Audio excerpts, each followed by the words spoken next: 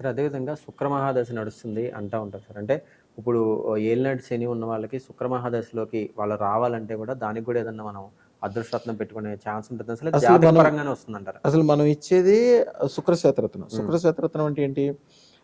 మీకు లగ్నంలో గాని, వ్యాపార స్థలం, వ్యాపారం అంటే, అంటే వ్యవహారం. మీరు ఈ స్థితిని 10వ స్థానాన్ని వ్యాపారం గాని, వ్యవహారం గాని, ఉద్యోగం గాని అంటారు. అలాగే ఆస్తుల స్థానం, 9వది ఆస్తుల స్థానం. వీళ్ళకి సంబంధించిన ఏ పనున్నా, ఏ వ్యవహారం చేసినా కూడా ఆ ఏరియాలో ఒక్క శుక్రుడు ఉంటే చాలు.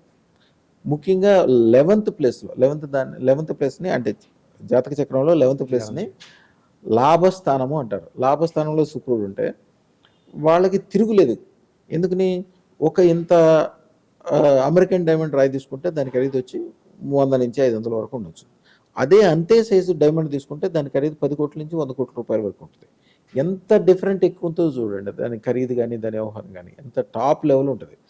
అంటే వీళ్ళు కూడా శుక్రదశ ఉన్నోళ్ళు కూడా టాప్ లెవెల్ పనులు చేయగలుగుతారు. ఎక్కువ ఆదాయం వచ్చే పనులు చేయగలుగుతారు. తక్కువ శ్రమ, ఎక్కువ ఆదాయము, మైండ్ ఎక్కువ పనిచేస్తాయి. అది మీకు దశ ఉన్నా లేకపోయినా, అసలు మీ జీవితంలోనే దశ లేదనుకోండి, మీరు శని దశ నుంచి శుక్రదశ దాకా మార్చడం సంగతి మాట్లాడుతున్నారు. నేను అదే చెప్పట్లా. అసలు మీకు మీకు శుక్రుడు ఎక్కడా లేనే ఓకే. లేడు. సరైన స్థానం లేడు. శుక్రుడు వెళ్ళి మీకు శత్రుస్థానం 6th ప్లేస్‌లో కూర్చున్నాడు. ఈ 6th ప్లేస్‌లో కూర్చుంటే వాడి జీవితంలో అసలు సరైన బట్టలు వేసుకోడు, సరైన కారు ఎక్కడు. వాడికి 100,00,00,000 ఇచ్చినా కూడా పాత చొక్కానే వేసుకొని తిరుగుతాడు. కొంతమంది చూడండి ఎంత డబ్బులున్నా కూడా పాత చొక్కా, పాత బట్టలు, ఈ చిరిగిపోయిన చెప్పులు వేసి తిరుగుతారు. అంటే వాళ్ళకి శుక్రుడు సరిగ్గా లేడనమాట. కొంతమందికి ఏం లేకపోయినా కూడా వాడు 50,000కి ఉద్యోగం చేసేవాడు కూడా మంచి బట్టలు వేసుకుంటాడు. గడ్డం గిడ్డం వ్యవహారం మంచిగా నీట్‌గా చక్కగా ప్రొఫెసర్ లాగా కనిపిస్తాడు. వాళ్ళకి శుక్రుడు సరిగ్గా ఉన్నట్టు. అది కేవలం శుక్రశ్వేతరత్నం ఈ అదృష్టరత్నాల్లో ఒక రత్నం పెట్టుకోవటం వలన ఆటోమేటిక్‌గా వాళ్ళకి చెందుద్ది. ఎవరికైనా నా దగ్గరికి వచ్చాక నేను అదే చెప్తాను. వచ్చిన తర్వాత మీరు ఒక ఫోటో తీసి పక్కన పెట్టుకోండి. 9 రోజుల తర్వాత ఇంకో ఫోటో తీసి పక్కన పెట్టండి. 2 ఫోటోలు చూస్తే మీరు ఆశ్చర్యపోతారు. 9 రోజుల క్రితం మనం ఇట్లా ఉండేవాళ్ళమా?